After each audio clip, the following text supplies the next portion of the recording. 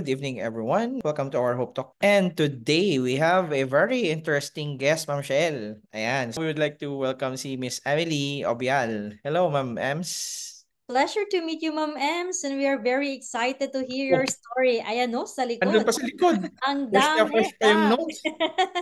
No? Nakadikit na sticky notes. Sa ano pa lang, Ma'am Shell, sa visuals pa lang, mukhang marami na agad, pwedeng matutunan yung mga classmates ni Miss M sa kanya, oh. I mean, Yes, sticky notes, ang dami sa likod, no? totally agree. Anyway, yes, good evening. How are Good you? evening po. Kamusta ka? Mabuti po. Good evening sa lahat. Kamusta yung bagong passer natin? How are you feeling? Overwhelmed po. Grabe po. Oh, Parang until now, it's really unbelievable po na finally nakapasa din. that's nice. And of course, to those who are watching us, si Miss Ems is also a scholar from Health Carousel, di ba, ma'am? Yes po. Ayan. So later no, we'll ask her about her experiences being a scholar and of course no being a student naman ng IPAS. Ayan. So anyway, to start the conversation rolling. So Miss Ems, can you introduce yourself? Anything personal and professional that you can share to your classmates naman? Hello po. Good evening sa lahat. I am Emily Ubial po. Bagong passers po ng NCLEX po. Kailan ka po nag-exam ng iyong NCLEX naman? January 5 po. A few weeks ago. Yes po. Oh, wow! Bagong-bago. So, super duper ganda ng pasok ng 2024 for you. Yes po.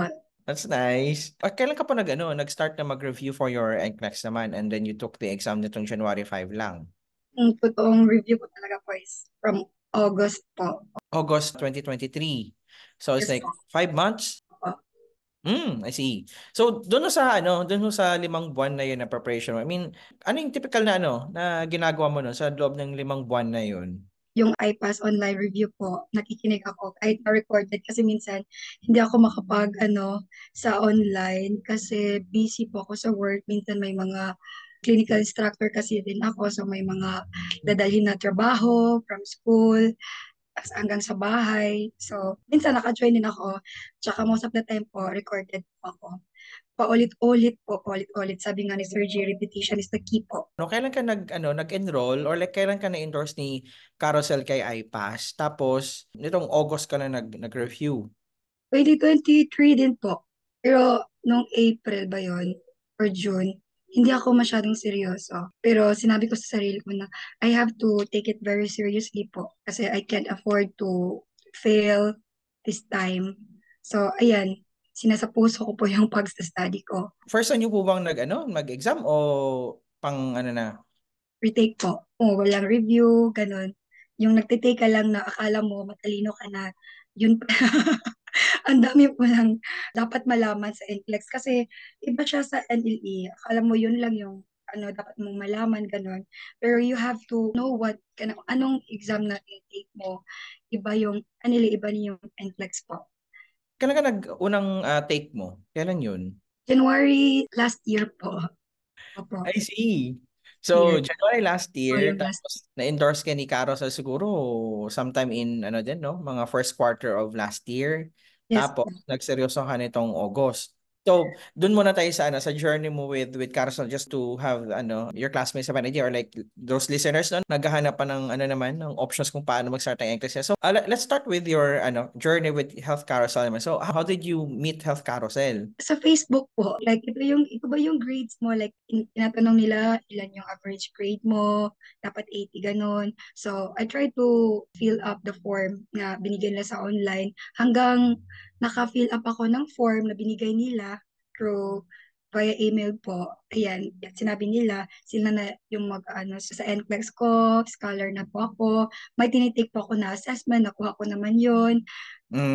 I see. All right, no. So, for those who are wala pang kumbaga nag-testing the waters pa kung anong pwede na gawing sign. Kasi there are there are various agencies. We have partners naman, of course, the Health Council is one. And yeah, I mean, they're accepting students naman for the review, they're sponsoring both processing and the NCLEX review at the same time. Ayun. So, si Miss Emily is one of the successful scholars. We call them scholars, corporate scholars naman ni Health Carousel. Of course, now we are thankful with Health Carousel. Ayan. Dito naman sa doon sa nag-start ka ng August na pag-review. I mean, bakit inantay mo yung August na doon ka mag-start na magseryoso? Sinabi ko sa sarili ko na kailangan ko ng magseryoso kasi yung edad ko po, tapos palaging nakikita ko sa Facebook, sa social media, hala ka, ito nakapasa na sila, yung sister ko nakapasa siya, yung family ko may achievements na yung iba, ako hanggang dito na lang ba ako? So, bali po, I assess myself po and examine myself po nga, ito lang ba ang kaya ko? Or may maipapakita pa ako sa sarili ko po? Sinabi ni Miss Emily na tipong hanggang dito na lang ba ako or like can I do better or like kung pwede ko pa bang ma-improve yung yung career as a nurse, no? No, para siyang si Miss Jem last time. It's the same thought with Miss Jem. I don't know, baka siguro common ito sa mga nasa academe. Kasi I don't know, no. Kasi sometimes this is just a personal take on this, no. Sometimes kasi when people in the academy is parang at some point kasi parang nasa peak na sila nung kanilang like branch of nursing. Diba? Kasi pag nasa academe ka, tapos magturo ka, kumbaga, parang andun ka na sa taas, parang ganon. Kasi you're teaching. No? You're teaching. Like, for example, si Miss Emily, a clinical instructor. Ayun. So, parang tipong okay. Like, mayroon siyang precedence, kumbaga, doon sa mga bagay-bagay. Kasi they are honing future nurses, no? They are molding, kumbaga, yung mga future people who are going to take care of sick people din.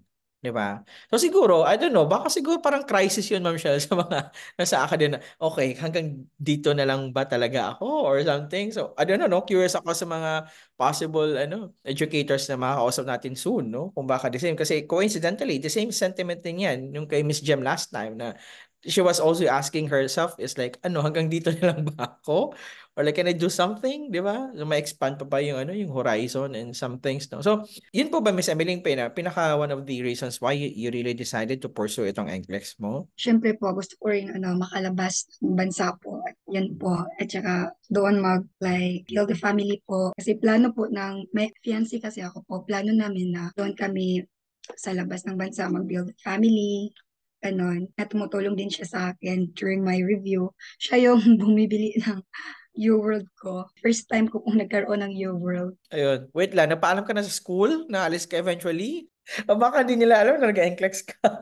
Yung dean ko, nakakaalam po. After the result, nalalaman na ng ibang faculty members po. Yung dean at saka yung friend ko lang talaga, yung isang friend ko at saka yung dean yung nakakaalam na mag-take ako. Siguro, Miss MC, yung pinaka compromise mo dito is mag-produce kayo ng mga magagaling na mga nursing students para pag pumasa, at least may papalit na maging CI sa school pag umalis kayo.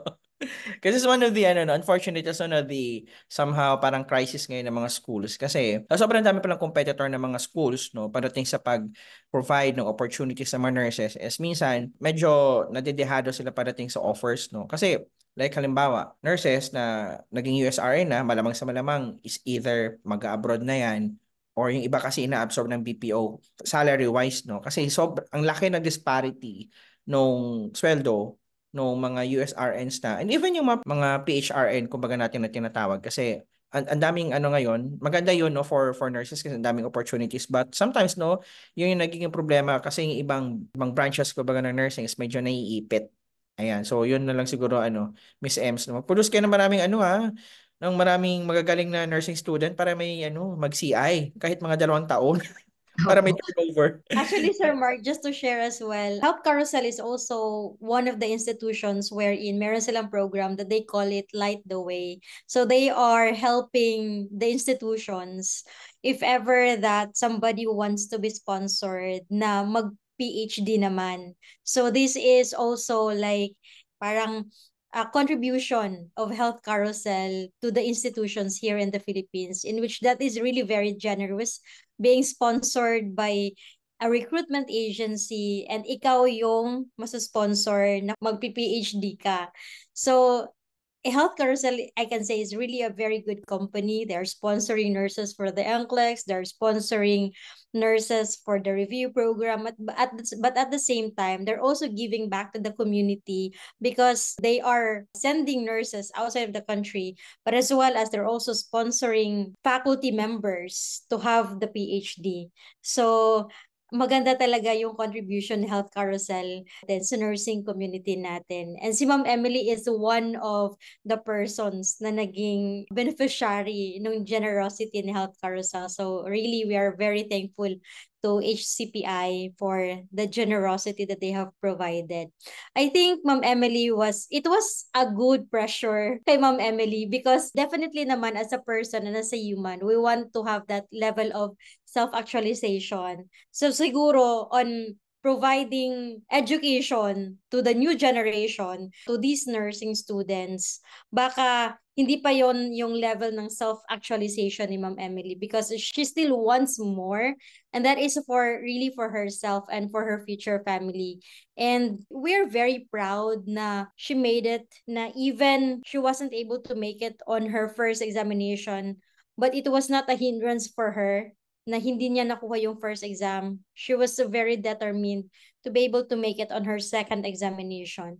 And doon nga, no, sabi mo, Sir Mark, maybe probably yung experience niya and yung experience ni Miss Jem, i-review natin yung feedback nila na dito na lang ba ako. They are of the same person na I'm not going to settle for what I have already achieved because I know that I deserve more. So it's also one of the things which is really very inspiring to all nurses out there na a-aspire pa lang na maging NCLEX passer, to have more progress on their life and for their family. Ayun, you aspire more, you dream more because you can do more. And that is really for your family naman. Ayun yung na-appreciate ko kay Ma'am Emily. And wala namang problema yan doon sa institution nila. Kasi Ma'am Emily is already a blessing to them. There is somebody who's going to be another blessing for their institution. And this is the first time actually no, I heard about yung ganong program ni Health Carousel, no. That's very interesting, no. I mean, wow, I mean, that's really nice, no, yung mga ganong klaseng endeavors, no, na sometimes kasi yung fear kasi nung some of really of the government siguro at some point, no, kasi meron na dito na pumapasok yung brain drain na tinatawag nila, na nagkakaubusan na, dati may surplus ng nurses, ngayon nagkakaubusan na ng nurses. And yun is really one of the somehow parang apprehension nung iba, kasi parang tipong nagiging competitor na kasi ng government dito sa Pilipinas, like institutions dito sa Pilipinas, yung mga nasa abroad, no? I'm doing my thesis right now pagdating doon, and one of the apprehensions, no, or the questions sa akin noon is like, paano yan? Are you promoting nurses to go outside? Paano na yung mga andito sa Pilipinas? But yun nga, wala. At the end of the day, lahat kasi tayo may kanya-kanyang pangarap, no? So, but then again, we're thankful kasi ang daming passers recently, no? So, ayan. So anyway, let's go back to Miss Ems, no? Ma'am Ems, no?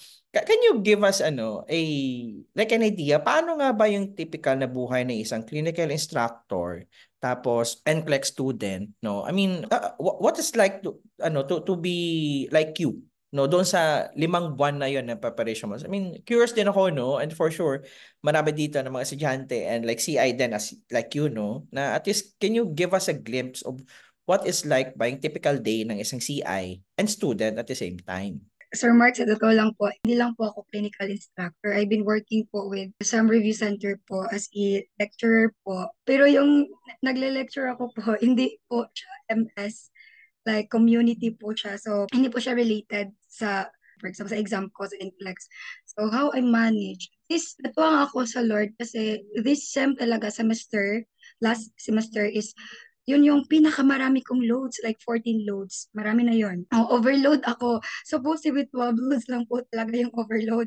14 loads lang po. At saka marami po akong pinupuntahan sa mga ibang lugar po, kahit sa Hulo, pinupuntahan ko po. Pero sinabi ko sa sarili ko, I have to make time, no, for myself to study talaga. Kasi pag hindi ko to ginawa, ang mangyayari sa akin is like, dito lang ako, hanggang dito lang ako. Diba? Hanggang dito lang ako. So, ayun po, kahit nasa sasakyan, sa rural, sa ano po, nag-study po ako, nakikinig po ako, kahit saan po ako pumupunta po, mas marami pa yung notebook ko at saka books kaysa damit ko po na dinadala during my travel po. At kahit sa school, nagtatago ako sa lab, laboratory, doon ako nagtatago. Tapos, pag may teacher na dumadaan, ay, Ma'am Emily, ganun, alt-tab ko papunta sa ibang po. Sa ibang side, parang wala lang po, like, hindi nila alam na nag-review ako, ganun po. Like, kahit na sa family ko bago lang po nila nalaman na ako na magte-take ng exam, ganun po. I really manage the time po. At saka si Lord na po yung lahat, yung paano ko minanage yung time. Sabi nga ng pastor namin na God is not bounded by time po. Kung bigyan ka ng Lord yung time, kasi para sa'yo yan, ibibigay talaga yan ni Lord. Kahit saan ka pa, sa sulok ng any places po. If it's for you po, ibibigay yan ni Lord at saka bigyan ka niya ng time po. Oh, that's nice, no? I mean, tama yun, no? I mean, sometimes kasi, no, one of the problems really of the students preparing for the exam, especially like this past few days, no, I've been receiving a lot of emails actually na asking, no, about kaka-enroll ko lang po, so ano pong gagawin ko? Yung parang ganun. It's like, yun pa lang, the initial, is like they're already overwhelmed with the idea kasi nung binuklat nila yung Moodle nila, nung overwhelmed na sila sa dami ng mga nakikita nila doon. No, I've been really receiving a lot of emails since last week about mga ganun, no? And yun nga, time management is really one of the essential skill, no, na dapat nating gawin dito sa adult learning activity na ito. Kaya so, Miss Ems, no, how do you decide, okay, for example, ganitong oras mag-aaral ako or like ganitong oras mag-review ako? I mean, how do you decide on how you will create your day naman noon? Like for example, pagdating ko sa bahay, okay, gawin ko muna to. May checklist po ako. Kung ito dapat yung matapos ko na to. Ito po, these are may ano po, ito yung season na natapos ko.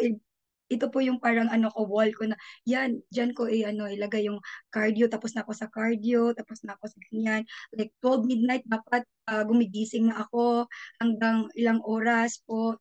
Bumibili nga ako ng ano po, ng heater para sa room ko lang, pati na yung parang rice cooker po, para hindi na ako pupunta ng labas, so dito na lang ako, ganun po. Like, ginawa ko po lahat na pwede ko pong gawin para po ma-focus po ako sa aking pag-study po. That's cute, no? Yung tracking kasi is really important dito sa progress na ganito, no? Especially for those who are focusing on replays, no? Kasi minsan, nagiging problema kung bakit hindi nagiging successful, kumbaga, yung planned review activities ng ibang estudyante is because along the way kasi, they tend to get lost, kumbaga, nawawala, no? Kasi nga, walang tracking na ginagawa. Sometimes they feel na parang ang dami ko pa yata hindi na pag-aralan, pero in truth, no? Marami na kayo na pag-aralan, hindi nyo lang, kumbaga, yung perception nyo lang of your accomplishment hasn't been really quantified kasi nga hindi siya natatrack. No? And tama yung ginawa ni Miss Ems, no? Tama yun, no? Like yung sa likod niya, if you'll notice, no? Very simple sticky notes can really help a lot, no? Can really help a lot. You don't need, actually, you don't need, you don't really need yung mga fancy na mga tools online. Well, we provide our students with review activity tracker na they can use, but if that will not work for you, as simple as that, na nakikita na sa likod ni Miss Ems, no? Ano lang, si sticky notes, okay, tapos na ako dito, o sige, lagay ko lang dyan. And then, siguro when you look at the board, no, makita na, okay, ang dami ko na palang natapos. So, somehow, that will quantify, kumbaga, the productivity that you did, no? Para hindi rin kayo minsan na overwhelmed with the idea na parang feeling nyo is konti na aral ninyo, but in truth, maraming naaral. It's really a matter of organizing and tracking, no? Yung mga ganong klaseng simple activities, no, and simple things, no, that you will do. And na-pressure ka po ba no? Na-curious ako doon kasi mention na kanina, it's like, oh, pag may dumadaan sa co-faculty mo, it's like naka-alt sa iba. Were you pressured po ba doon sa activity na ginagawa mo? Well, nasa school ka or like while doing the review sa in public for example? Yes po. At saka ayaw ko rin po na may nakaalam na iba po kasi not everybody prayed for your good, di ba po? Kaya po, like, I am very careful po kung sino yung sharean ko ng anong plano ko. Ganun kasi po natatakot po ako na they will pray na ma-fulfill ko yung exam ko. Ganun po. That's the peer pressure part ng ating anxiety management. Nakalagay yun dun sa slides natin na peer pressure. Oo, kasi it's real, no? Kasi for some, siguro it's not really a big deal. Pero iba-iba kasi tayo ng coping mechanism, kumbaga, na yung tipong some are comfortable with them, letting the public know na mag-exam sila. Pero yung iba talaga is like, sobrang laki ng impact ng ganong klaseng thinking din, no? Na at some point is we really encourage our students na at all cost, no, protect your peace. Kumbaga, if that is your way of protecting your peace na, okay, tama nga naman yun kasi, yeah, unfortunately, no, hindi lahat kasi ng tao na akala nag-exam tayo really wishes as well sa result ng test. So, yeah, I mean, at least siguro Miss Ems, no, nakatulong ba sa iyo yun? Yung ganong strategy mo Yes sa, po. I mean, if you're going to look back ba, nakatulong ba yun sa actual exam day mo? Sa actual, yes po, kasi pag yung exam day ko na talaga po, yung nakakaalam talaga yung alam kong totoong nagpipray pray sa akin po, yung pastor namin, yung iba kong kakilala po na I know na good motives po sila para sa akin. That's nice. Well, before I proceed, no, it's like, actually, we knew na you are, a lecturer ng PNLE kasi one of your student is actually your classmate as well. Kasi na si Sir Kyle. Si Sir Kyle Rodriguez, sabi niya, baka Aditya, this is Sir Kyle ngayon. Yun. Hello, Sir Kyle, no? He's from Ozamis naman. Dipolog yata si Sir Kyle. Dipolog ya. Sabi ni Sir Kyle, sabi ni Sir, baka hindi na ako matandaan ni Ma'am Ems kasi sabi niya sa likod siya palagi. Wait lang, ma'am, no? I mean, curious ako, no? How does it feel? Like you, na nagtuturo ka kumbaga sa kanila outside of IPAS environment, no, or like outside of IPAS atmosphere kumbaga, it's like how does it feel, no, kasi alam mo na may classmates ka dito sa online review pero tinuturuan mo din sila noon sa PNLE. How does it feel? No, curious ako doon. How does it feel ba? Medyo ano din po, pressure kasi tingin nila sa'yo, feeling ko lang po ito kasi overthinker kasi. Feeling kasi, di ba, pag teacher ka nila, feeling nila magaling ka, ganun. Kaya medyo pressure din po. Pressure din po. Kaya kahit na yun sa GC po, may mga students ako sa GC namin, hindi rin ako nag-hi sa kanila po. Like, okay, sige, hayaan mo na lang sila dyan. Ganun po. It's an added pressure, no? Totoo yun, no? I mean, I think si Sir Jay ate nagsabi sa akin, no, na kasi we really have a lot of students na nasa academe. And yeah, totoo yun. It's really totoong pressure din yun, no? It's real na tama yung sinabi ni Miss Ems, no, na syempre, once you are a teacher kasi syempre expected yun na magaling ka sa ginagawa mo kasi syempre hindi ka magiging teacher kung hindi ka magaling doon, di ba? And yun nga nakaka-pressure kasi like if you're going to have this journey na lahat kayo pantay-pantay na regardless of may precedence ka noon sa PNLE, it's like, totoo yun, no? It's really an added pressure na somehow siguro parang deep inside mo is parang pinipressure mong sarili mo to do good kasi your students are looking up to you. I mean, how did you cope po ba yung ganong klaseng pressure, Miss Ems? Being a person in the academe, no? I mean, how do you, siguro, if you're going to talk to your colleagues, no, na nasa academe din, no? I mean, what are the things that you can share naman sa kanila on how you deal with that? Siguro, I don't know if this is a proper term, parang dilemma and siguro pressure din at the same time. Anong pwedeng sabihin mo sa mga sa mga fellow academics mo kumbaga? Start po talaga yan po sa mindset po.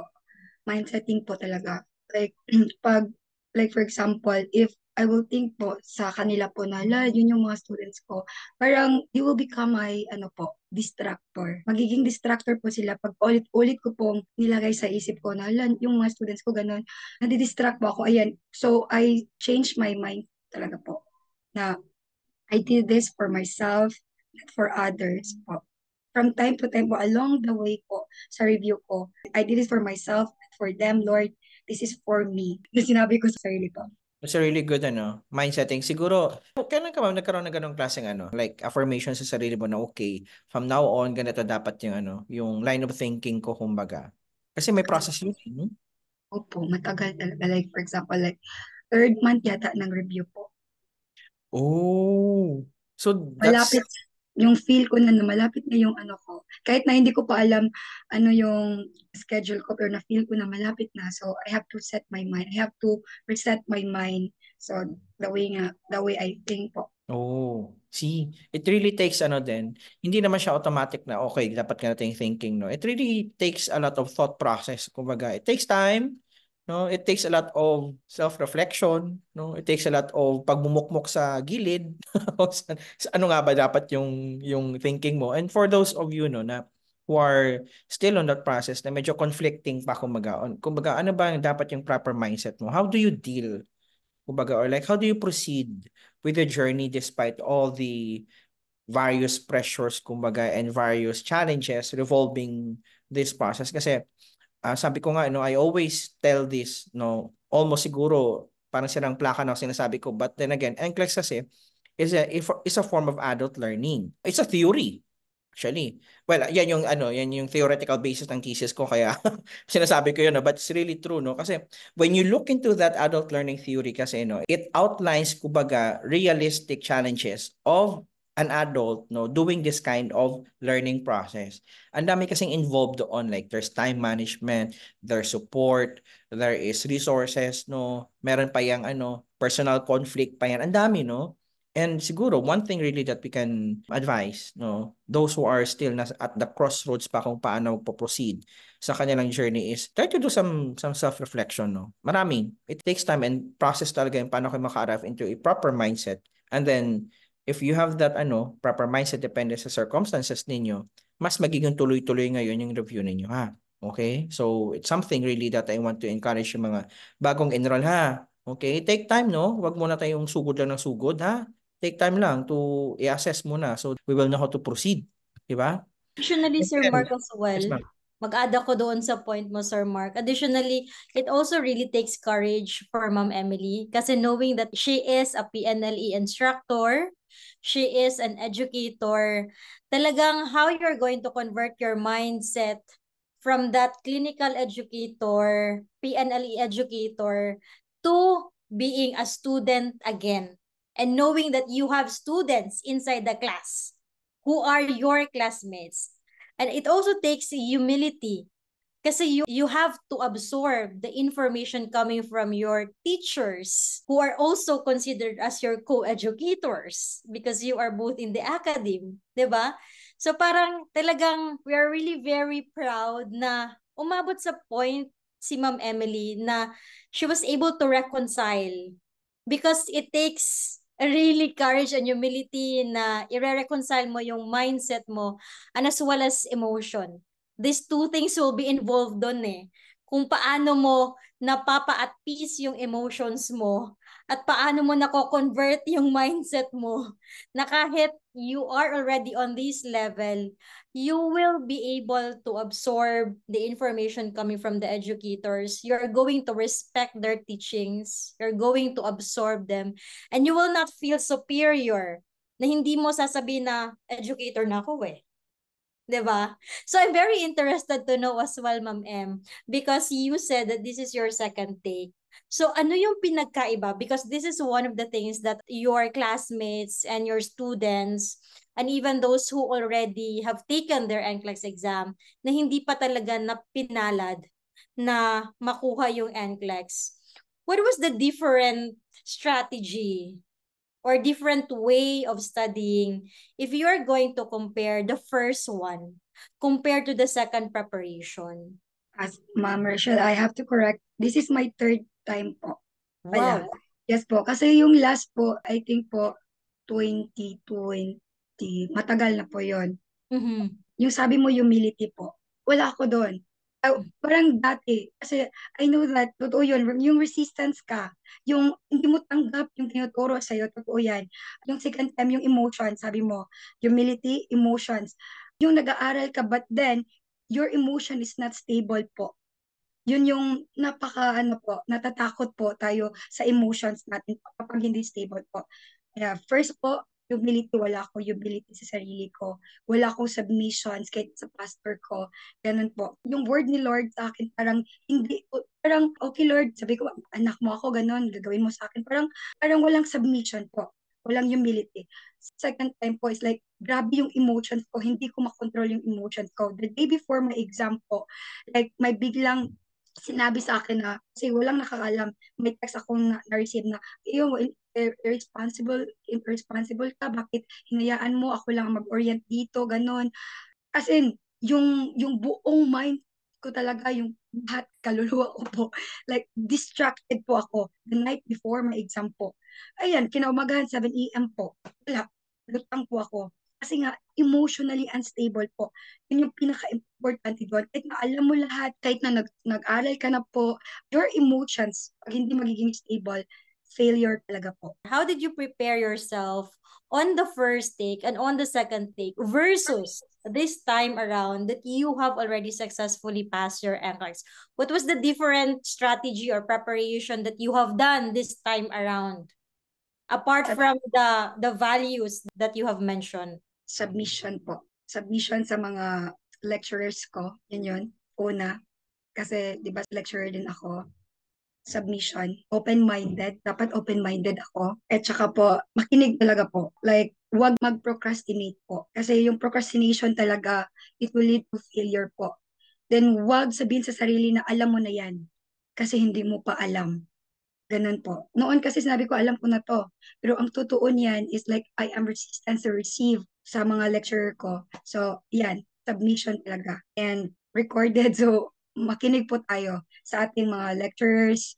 At saka sa coach po, masaya po ako, lalo na po ni Ma'am Jess. Kasi po, nagkaroon din ako ng anxiety nung parating na ang exam po. Buti na lang po itong IPAS, meron silang anxiety management po. Yun, nakikinig ako, pangatlo ko na yatang nakikinig ako kay Sir Mark, pangatlo na yan.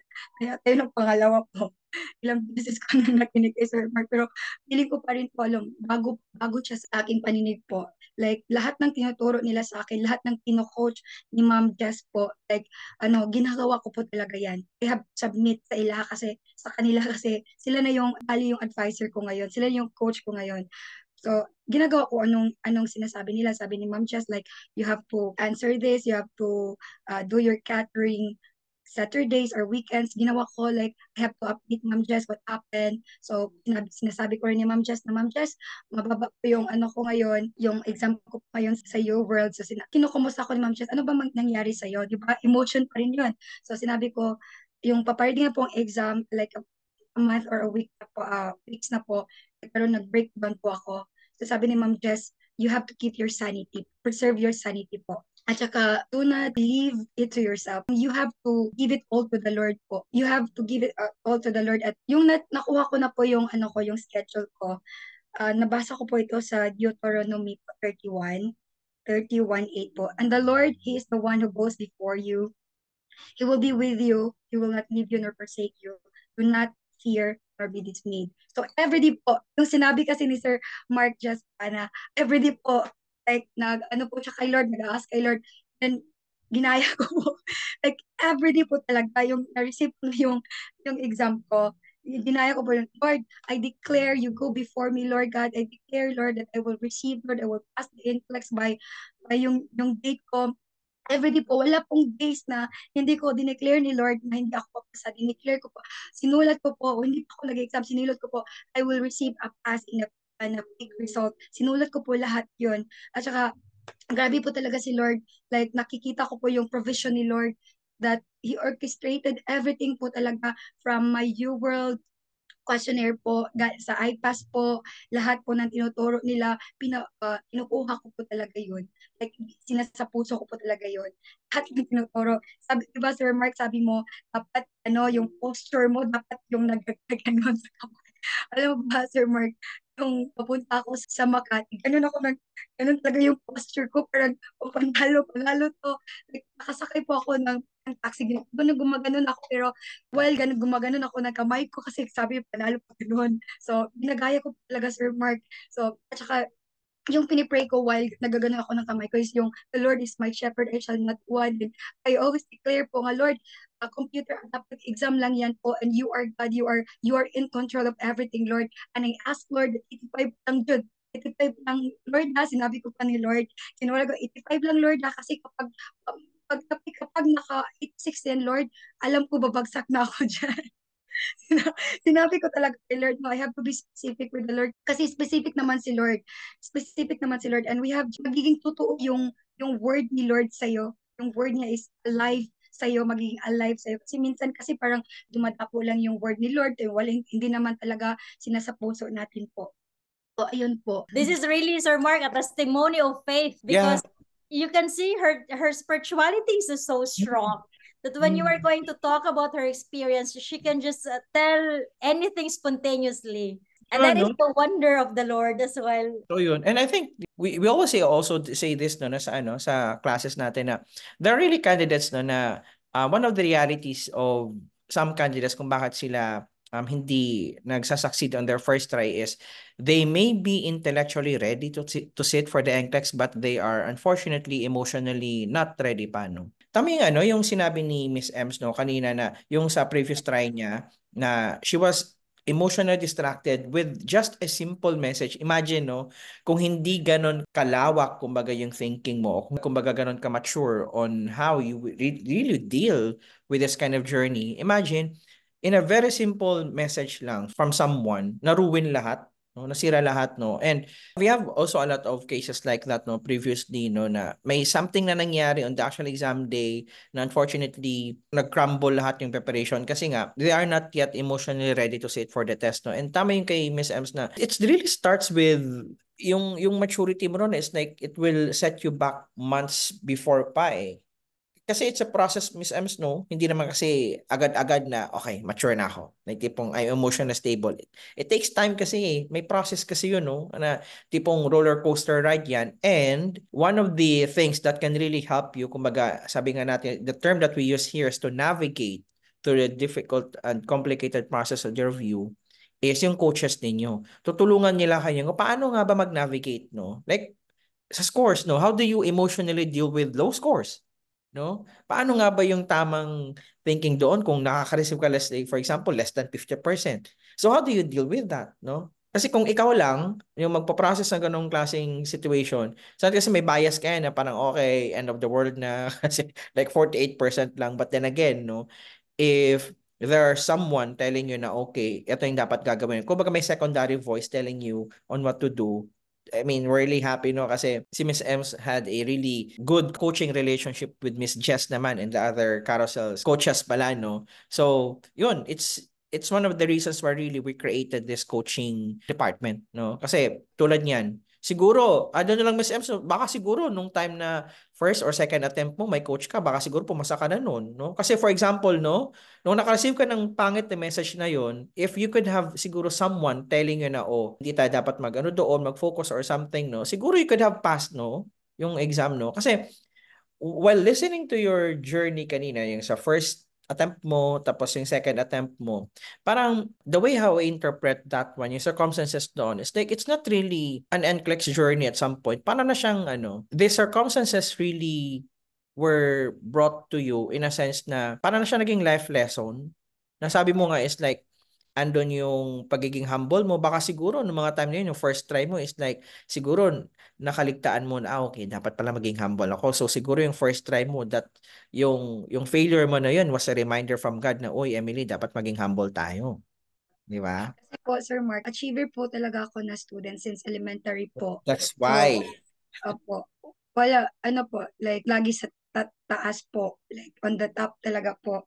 And pagdating po sa ano, like, kaya nga sinabi ko ni Lord, Lord, kaya nga ginawa mo to, Lord, kasi to humble me, to humble myself po.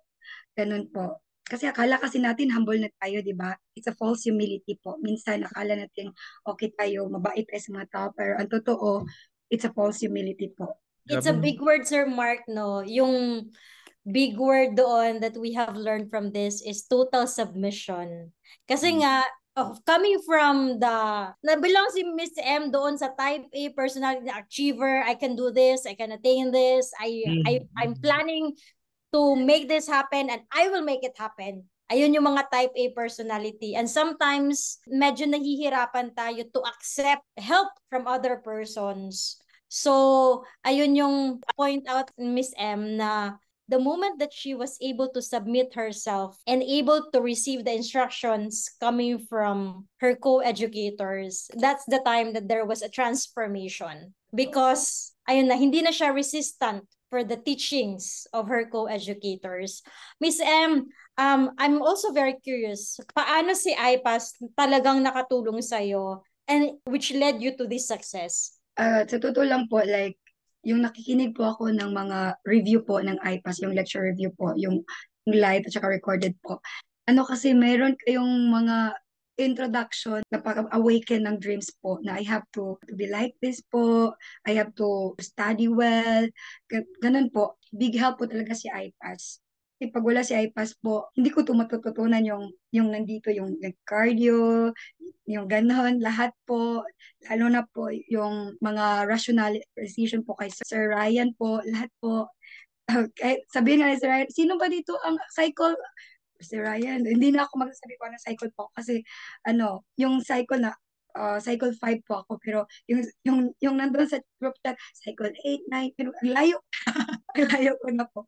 Nakatulong po talaga ang iPass po. Yun yung recorded lecture po. Ulit-ulit ko po yun. Ilang beses ko na ba yung 3 times lahat po 3 times like ulit-ulit po 3 times. Opo, yung iPass. Then, after that, Your World po. Sa lahat ng lecture din po sa Your World. I have listened po sa kanila lahat po. Thank you for sharing that, Ma'am M. So one of the important things that Ma'am M was able to share is repetition. That's the Yes. first point. Repetition is the key because the more that you're going to repeat the concepts, the more that you'll be able to, the more that it will register in your mind how these things are going. What will be the process of these things? What's the pathophysiology? What's the signs and symptoms? And definitely, the more that you have also retained the information, the more that you understand, the more that your critical thinking skills will be honed. And definitely, one of the things that we are advising is once you're done with your concept, you have to move with your question banks because that's how you're going to assess whether you have really fully understood the concepts that you have previously studied. So those are the things.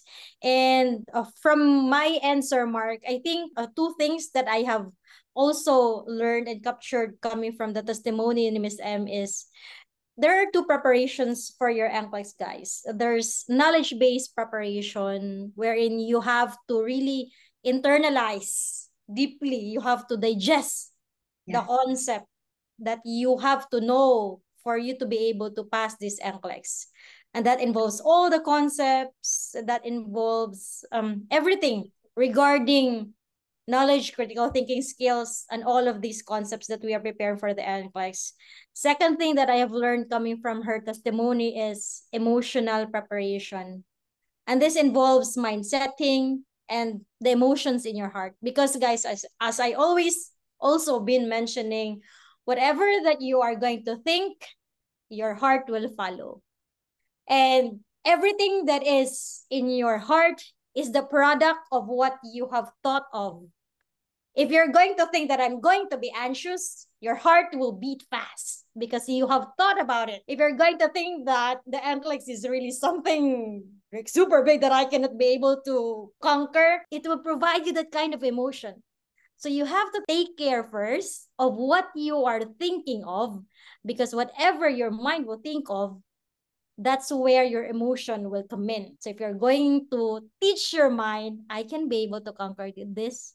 I'll be at peace when I'm going to sit for the examination. I'll be able to calm myself when I'm going to sit for the examination. And everything will be all right. And I will maintain my composure when I'm going to sit for the examination. You will be able to have that. Because that's what you are teaching your mind is. So that's what you're going to tell your heart is. And it will manifest. So, yun yung dalawang teachings na na-capture ko coming from the testimony ni Ma'am Ems. What about you, Sir Mark? I remember, ma'am, no, si Sir Justin kay Miss Ems, no? Kasi if we're going to go back doon sa testimonial din ni Sir Justin noon, kasi he's also was a second taker. And sabi niya is, he was really humbled by the first try that he did.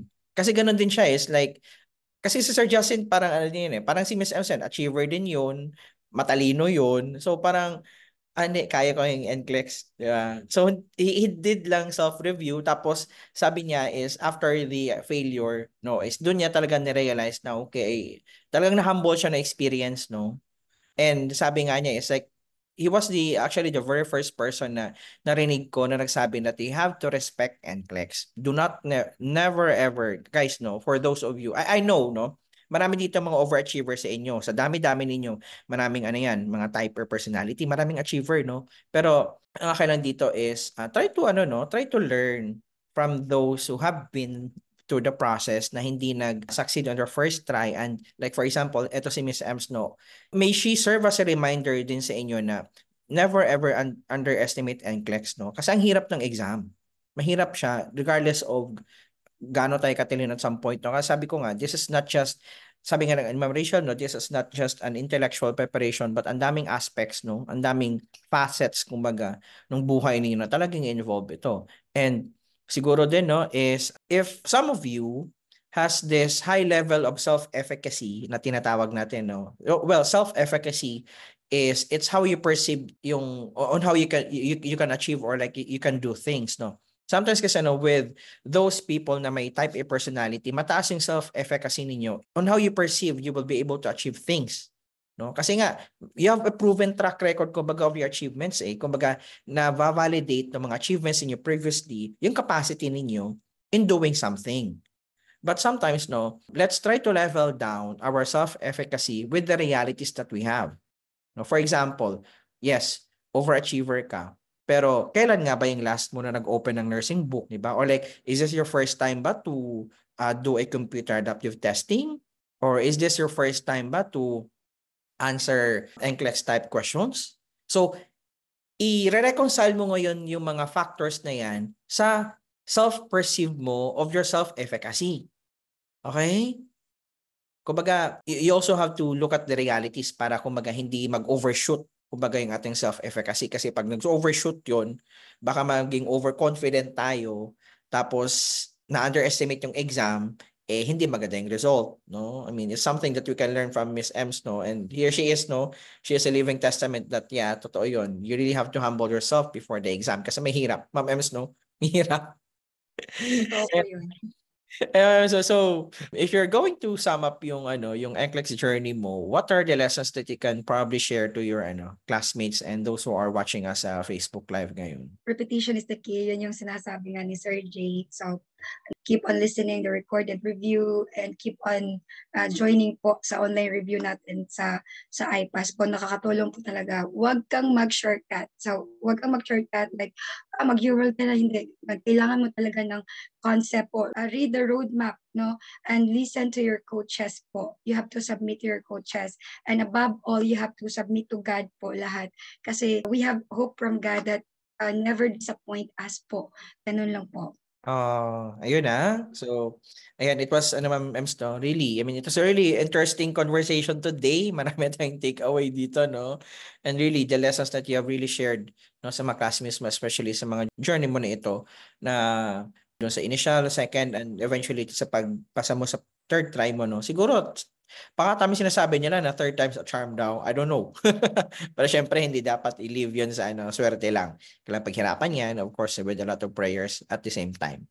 Ayan. So, of course, Ma'am Ems, no? Meron kayong ibigay na konting token sa iyo naman kasi officially graduate ka na sa IPAS Online Academy. Ang aming pa-diploma. So, Ms. Ems, please accept our humble token, no, from the team, from your IPAS family. So we're giving you this NCLEX certificate. So this is a proof, no, that you're a safe nurse based on DSA standards of nursing. So this is signed by me and Sir Jay. So again, Ms. Ems, may the certificate, no, remind you of all the hard work that you did, no, dito sa NCLEX mo. And sana, no, mas may inspire ka pa whenever you see this certificate na ito with the lessons that you have learned sa iyong journey naman. Ayan. Thank you so much, Ma'am Ems. And we're really thankful for the trust that you have given IPAS. IPAS processing.